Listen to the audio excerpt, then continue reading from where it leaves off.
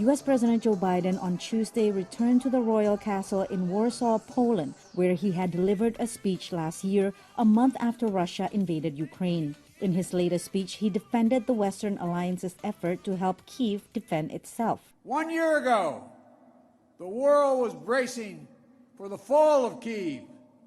Well, I've just come from a visit to Kyiv, and I can report Kyiv stands strong.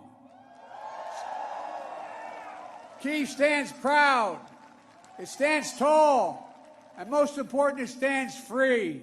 On the same day, Russian President Vladimir Putin spoke to an assembly of Russian lawmakers, saying the U.S. and NATO wants to inflict a strategic defeat on his country. He suspended participation in the New START Treaty, a landmark nuclear arms control pact, and threatened to resume nuclear tests.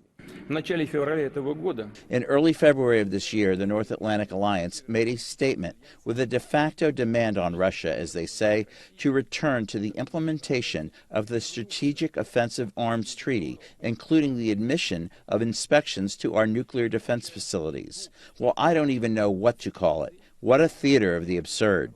Speaking directly to Russian citizens, Biden stressed that the West is not the enemy. The West was not plotting to attack Russia, as Putin said today. And millions of Russian citizens who only want to live in peace with their neighbors are not the enemy. This war is never a necessity. It's a tragedy. Biden reiterated what Vice President Kamala Harris announced days earlier at the Munich Security Conference, that the U.S. has determined Moscow has committed crimes against humanity against the Ukrainian people.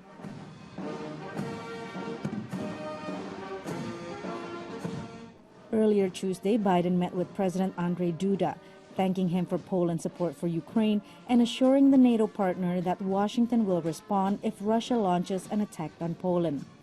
Poland has welcomed more than 1.5 million Ukrainian refugees and provided billions of dollars in weapons and humanitarian assistance. The White House denied Moscow's claim that Biden received security guarantees from Russia before his surprise visit to Kyiv to meet with Ukrainian President Volodymyr Zelensky on Monday. Zelensky said the conversation brought joint victory. We can and we must do so that 2023 becomes the year of victory. Before returning to Washington on Wednesday, Biden will meet with NATO leaders from the so-called Bucharest Nine, the countries on NATO's easternmost flank. Patsy Widakuswara, VOA News, Warsaw.